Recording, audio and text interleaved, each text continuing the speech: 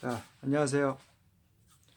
자, 오늘 강의는요, 지난 10월 25일 날, 삼성,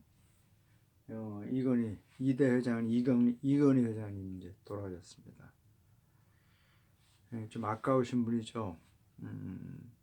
이런 우리나라 이제 이 어떤 이미지를 이렇게 부각시키는데, 국제적으로 이렇게 상승시키는데, 지대한 공헌을 하신 분들은 좀 원로로서 이렇게 있어서 다음 이렇게 이제 지도자를 이렇게 이끌어주는 그런 분들이 있어야 되는데, 그런 원로 그룹들이 이렇게 일찍 죽으면요, 참 좀 안타까운 것 같아요. 예? 보통 가정에서도 있잖아요. 2대 아버지하고 자식 세대들이 사는 것보다는 3대 4대에 거쳐 살면요, 그 아이들의 정서라든가 지혜롭게 사는 방법을 이게 배워요. 보통 자식들이 이제 좀 성장해갖고 성인이 돼갖고 사회적으로 문제를 일으키는 애들이 보통 아버지하고 부모와 자식 간에 살다 보면 그런 문제가 생깁니다. 그러니까 할머니 할아버지의 지혜, 살아온 경험에 대한 지혜라든가 아버지 엄마의 어떤 결정이라든가 이런 것들을 두루두루 같이 배워야지만이 이 아이들이 건강하게 자라는데, 사회도 마찬가지예요.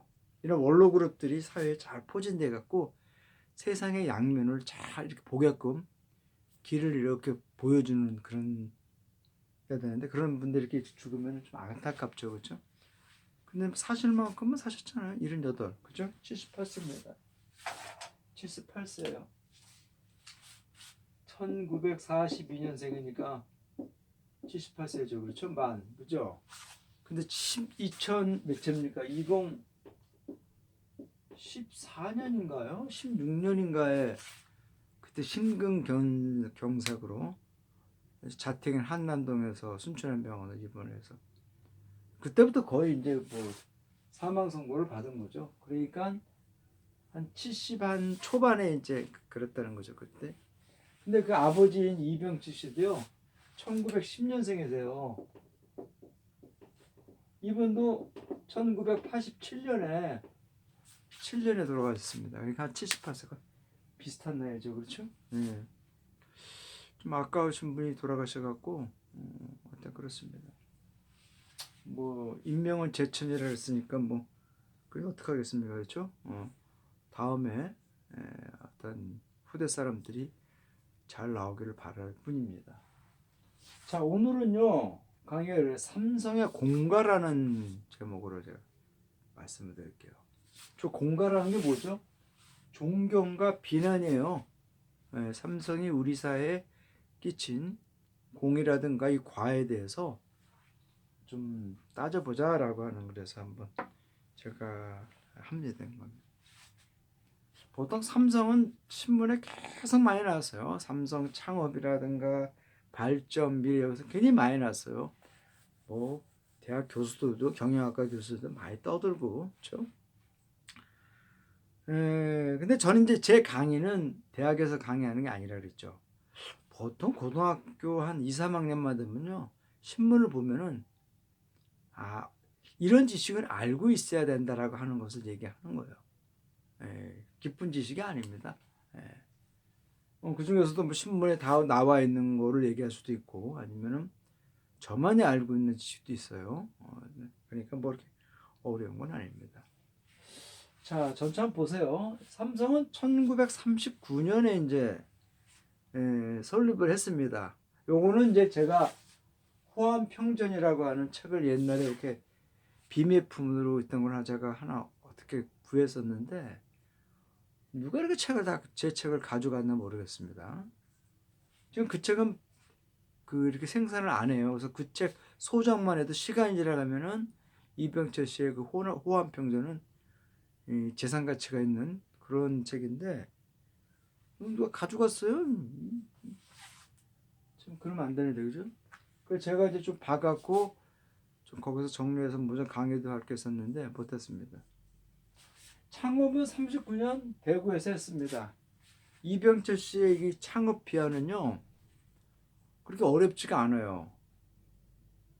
굉장히 우리가 일상생활에서 거스르지 않는 범위 내에서 장사를 해야 된다는 그런 생각을 했던 사람인 것 같아요. 그리고 그 아버지 이건희 씨 할아버지죠. 이분이 경남 의령에서 서당 훈장 선생님이었다 그럽니다. 그래갖고 지냈다 그래요. 자, 이병철 씨는 이제 그 이건희와 이맹희, 이창희, 이건희라는 세 명의 아들과 5명의 딸을 뒀습니다. 그 중에서 이제 지금 신세계 그룹 있죠? 신세계 그룹 누구면 이마트죠? 그 회장 그 어머니가 이 누굽니까? 이명희 씨인가요? 이명희 씨인가요? 아니, 그 누굽니까? 그리고 이명희 씨가 신세계그룹 회장인가요? 하여튼 그렇습니다. 하여튼 이 전주제라든가, 그렇죠? 옛날에 한솔지지죠, 그렇죠? 굉장히 많은 기업군을 이룬 가문입니다, 그렇죠? 대단하죠, 그렇죠? 자, 이건희 씨는 이제 우리가 아시다시피 선대가 만들어놓은 업적을 뛰어넘는 굉장한 경영 수완을 갖고 있었어요. 이게 대단하다는 겁니다. 당시에 이병철 씨가 이때 87년에 이 8조밖에 안 되는 삼성의 매출액이 있었어요. 근데 이거를 이건희 씨가 몇 년입니까? 30년 만에 2017년 이때쯤 해갖고 언니가 400조의 매출을 올렸다는 겁니다. 대단한 거죠, 그죠? 이런 것들이 없는 거, 이런 것들이 기업가란 말이에요, 기업가.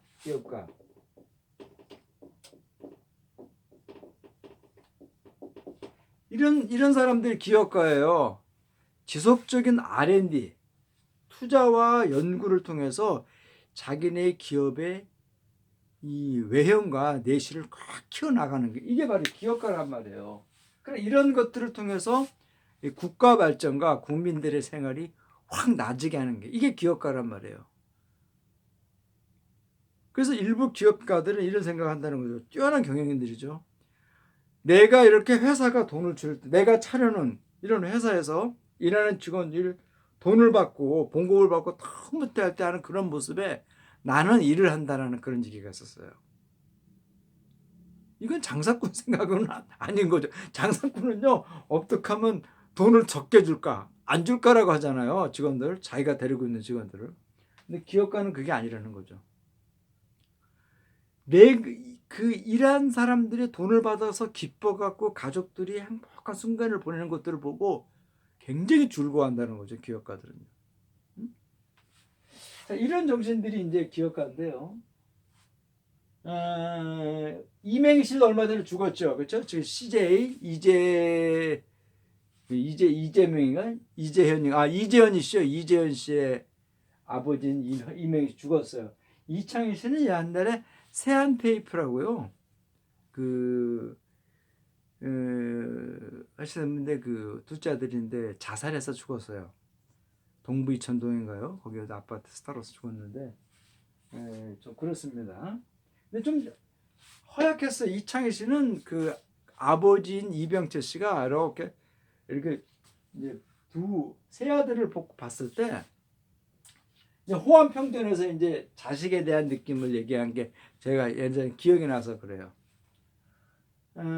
혹시 호암평전을 갖고 계신 분은요, 제가 책을 좀 복사 좀 하게 그 책 좀 한번 저한테 빌려주셨으면 좋겠어요. 제가 아주 감사히 좀 사용을 하겠습니다. 여기에 대해서 어떤가 하니 맹인은 조금 경솔하다 그랬어요.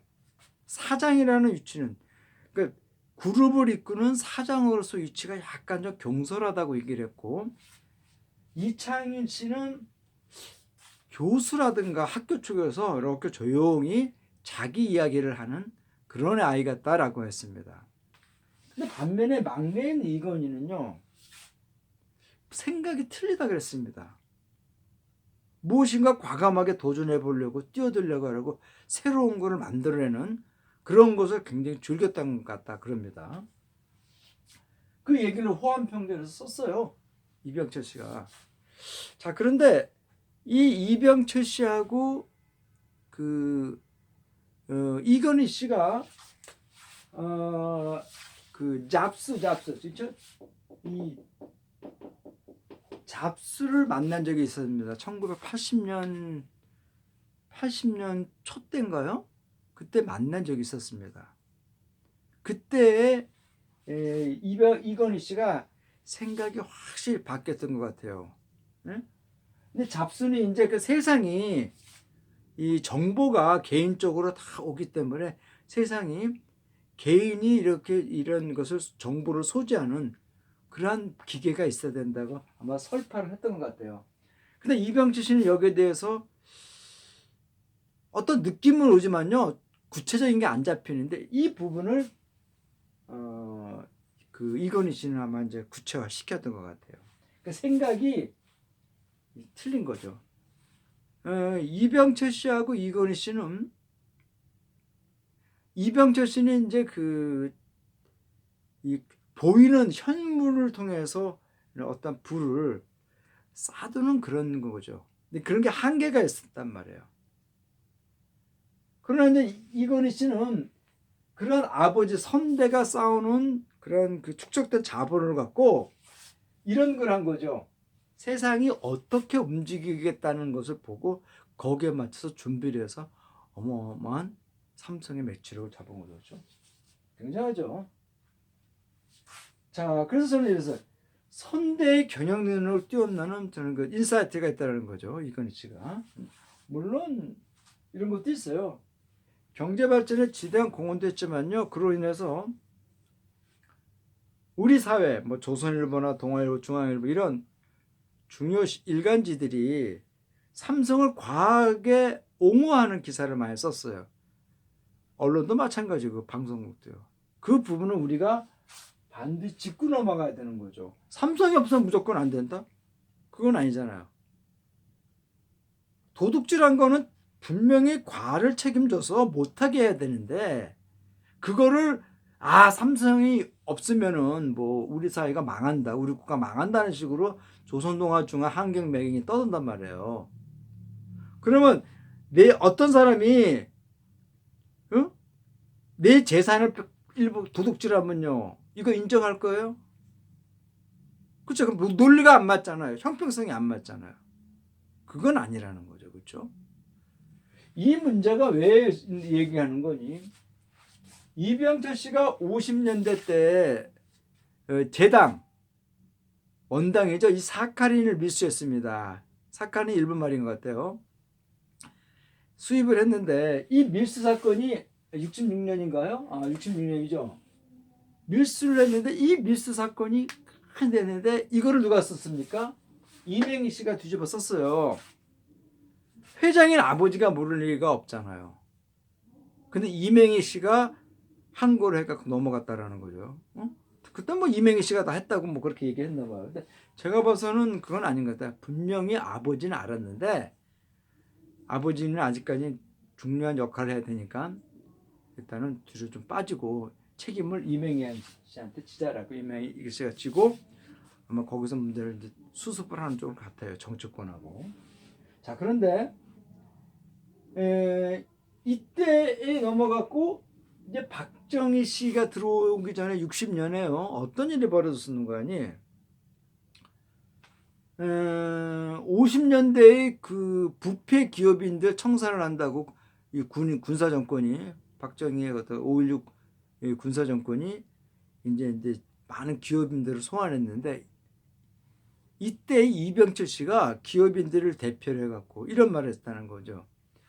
50년대에 우리 사회의 어떤 세무 구조는요, 이득을 남길 수 없는 세무 구조였기 때문에 회계장부를 그렇게 두 개를 만들어서 하지 않으면 안 됐다는 겁니다.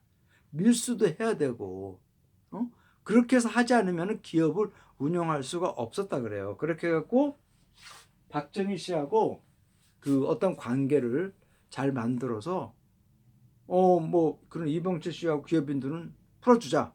아주 그냥 문제가 되는 기업인들 소수만 제외하고는 풀어주자 그래갖고 했습니다. 그렇게 해서 백지수표 사건이 있었어요. 백지수표. 그러니까 박정희 씨가 그 정치를 하는 데 있어서요. 전적으로 백지수표를 대주는 거죠. 그죠? 어떤 거 써도 삼성에 다 이제 해주겠다는 그런 겁니다. 자, 근데 이제 이전에 이제 이병철 씨는 유진산 씨라는 사람하고 그런 이야기 했었어요. 하도 50년대에 우리나라 정치가 완전히 개판이니까 무슨 얘기를 하는 거니? 유진산 씨를 만나서 근데 돈 좀 있으니까 제가 정치 좀 한번 해볼까요? 라고 했더니 그 유진산 씨가 그렇다는 거죠. 이 회장, 자네는 정치를 하면 안 되네. 정치는, 그러니까 유진산 씨는 안 거죠. 정치는 완전히 똥개 새끼들이 원래 짓는 거라는 거죠.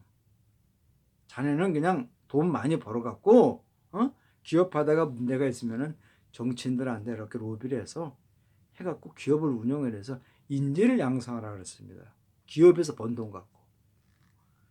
그게 자네가 이 대한민국을 잘 키워나갈 수 있는 하나의 방법이라고 이야기했다 그럽니다. 이주찬 씨가. 그 이후로 이병철 씨는 정치를 안 했어요. 오로지 기업 활동에만 최선을 다하고 그렇게 했다 그럽니다. 그렇게 갔어요. 근데 정주영 씨는 이제 말년이 피곤했던 거죠, 그렇죠? 그 김영삼 대통령하고 국민당 차려갖고 한번 그 차렸다가 이제 현대가 흉청거렸죠, 그렇죠? 네, 그랬습니다. 하여튼 뭐 이 사건들은 그렇게 넘어갔어요. 그러다가 이제 그런데 그렇다고 해서 그거를 그때 분명히 단죄를 지는 사회 분위기가 되는데요. 그게 완전히 단정을 못 짓고 넘어가니까 이건희 씨한테 그대 넘어온 거예요. 그러니까 이건희 씨가 어땠어요? 정부라든가 관료, 언론계 이런 사람들, 우리 사회를 움직이는 많은 세력군한테 삼성이 번 돈으로 계속 로비를 하는 겁니다. 삼성이라는 걸 지키기 위해서. 근데 이게 충분히 남는 돈으로 하면 괜찮은데, 그러니까 밑에 일하는 노동자들의 급료를 정상으로 해주고 복지를 정화해주고 안전을 정확히 챙겨주고 했다라면 문제가 없어요. 근데 항상 삼성이 욕심을 낼 때마다 로비를 해요. 그러면은 누군가 희생을 된다는 거예요. 이런 잘못된 이건희 씨 때 이런 벌어졌더니 바로 이병철 씨가 당시에 그 이 권력의 지지를 비호를 받으면서 했던 방식을 아직도 갖고 있었다는 거죠. 이게 이제 문제이기 때문에 이 부분을 분명히 짚고 넘어간다는 겁니다. 예전에 이제 그런 말도 했었죠. 그 이병철 씨가 뭐 93년에 뭐 프랑크푸르트 이런 사람 다 아니까, 그렇죠? 근데 우리 사회 어떻게 보니 우리 사회 1, 2, 3, 4를 나눈다면요. 우리가 기업이 1이고 관료가 3류, 정치가 4류라 그랬어요. 그래갖고 그때 굉장히 많은 이제 그 정치권으로부터 비난을 받았는데 맞잖아요. 정치는 그 똥개 새끼들이, 똥부대 새끼들이 나 똥 안 묻었다고 막 떠드는 판이잖아요. 그렇죠? 오늘 제가 이제 본 것 중에서 그것도 있어요. 정정승 씨인가요? 충청도 어디 청주인가 청주에서 나왔던 민주당 뭐 그런 사람이라든가 아니면 손혜원이라든가 그렇잖아요. 그건 누굽니까? 옥천지역 옥천 영도 괴산에서 나또 누구죠? 박덕흠 이런 사람들 그렇잖아요. 다 정치인들인데 뭐 했습니까? 하지 말아야 할 짓을 했잖아요. 하지 말아야 할 짓을 하는 놈들을 우리는 나쁜 속으로 뭐라 그래요? 양아치라고 그러잖아. 양아치. 그러니까 우리나라의 정치판에서 하고 있는 정치인들이라는 놈들은 양아치라는 거죠. 양아치. 양아치가 뭐예요? 정의가 할 수 있어도 하지 말아야 되는 것들이 있단 말이에요. 이게 양아치지 뭐예요. 정치라는 거 법이라는 거를 지네들이 입법하면서 개짓거리하는 놈들 아니에요. 자기들은 싹 빠지고 있잖아요. 그렇잖아요. 이런 문제가 있었어요. 근데 이건희 씨는 그런 거죠. 야, 국가를 위해서 국민을 위해서 이 돈을 쓰면 더 좋은데 기업의 발전을 쓰고 그래서 일자리가 더 만들어져 많이 져갖고 우리나라가 더 나은 국제적인 사회가 국가를 이렇게 올라가면 좋은데 이 돈을 이런 놈들한테 줘야 되는 것에 대해서 참 그 마음이 아팠던 게죠. 그렇죠? 이병철 씨나 이건 정재훈 씨도 마찬가지예요. 이 돈을 이런 놈들한테 주면 안 되는데 이런 양아치 새끼들한테 정치판에 뛰는 물론 곳곳한 정치인들이 있어요. 허나 그렇지 않은 놈들이 막 처먹는다는 거죠. 이 돼지 새끼처럼. 응? 먹지 말아야 되는 그런 것들을. 이런 문제들에서 이건희 씨가 한번 그런 얘기를 했는데 참 그런 게 있어요. 그죠? 근데 제가 이제 이게 제가 뭐 삼성의 어떤 그 비사인지 뭔지 모르겠어요. 근데 이건희 씨는 저는 그렇게 봐요. 얼마 전에 지난 8월 초순에 이제 그 작고하신 한미제약의 그 한미약품의 임성규 회장님이 제가 한번 강의를 했었죠. 지속적인 투자를 해갖고 이 세계적으로 이렇게 진입할 수 있는 제약회사를 만들었다 그랬잖아요. 이건희 씨가 이런 거죠. R&D에 대한 중요성을 행동으로 옮긴 분이에요.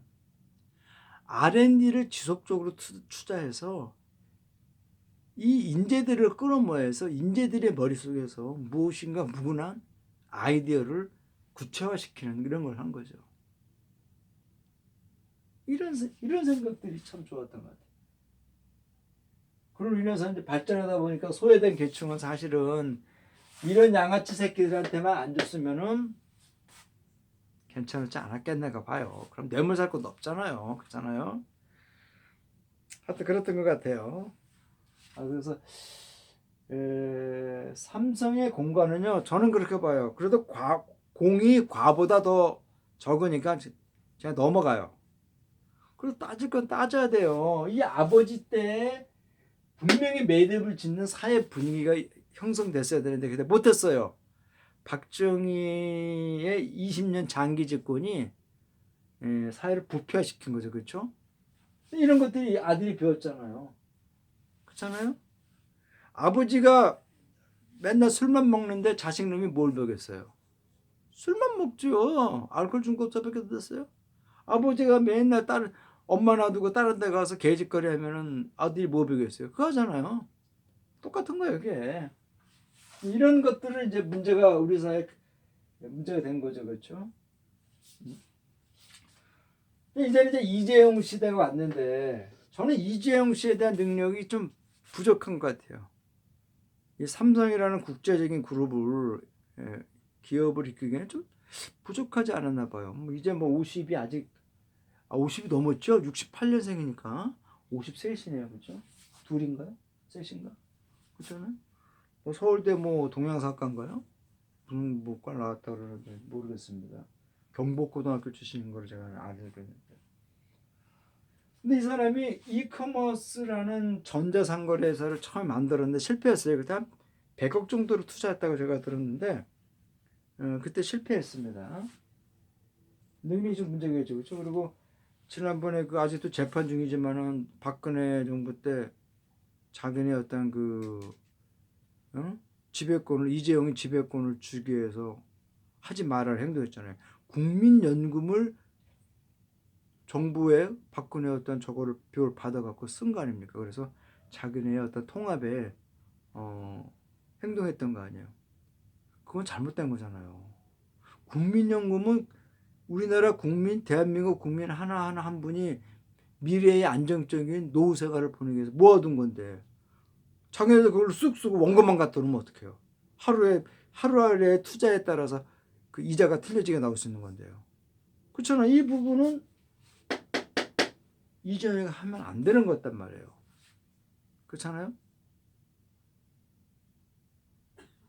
이 부분은 우리 사회가 분명히 이거는 일반 별로 이렇게 사회에 중요한 위치가 아닌 사람이 같으면 벌써 교도소 갔어요. 그러니까 근데 이게 삼성이라는 아주 특수한 사회적 위치 때문에 지금 넘어가는 거지. 이건 말도 안 되는 겁니다. 지금 사실은. 근데 아버지가 이제 죽은 이후로 이제 딸 간에 이제 싸움도 있는데 이게 참 그런 꼴도 좀 안 봤으면 좋겠어요. 돈 때문에 자식 간에 막 형제들 간에 같은 뱃속에 나오는 형제들 간에 싸우는 개판 같은 것은 안 했으면 좋겠어요. 그러니까 삼성 위태로면요 어떤 일이 벌어져요? 투자한 사람은 투자 안 하고 회수해 나가요. 그러면 위험하잖아요, 그렇잖아요. 그러면 안 된다는 거죠, 그렇죠? 원만한 개성이 있기를 바래요. 근데 우리나라 대기업들, 삼성뿐만 아니라 대기업들 대부분 이걸 아셔야 돼요.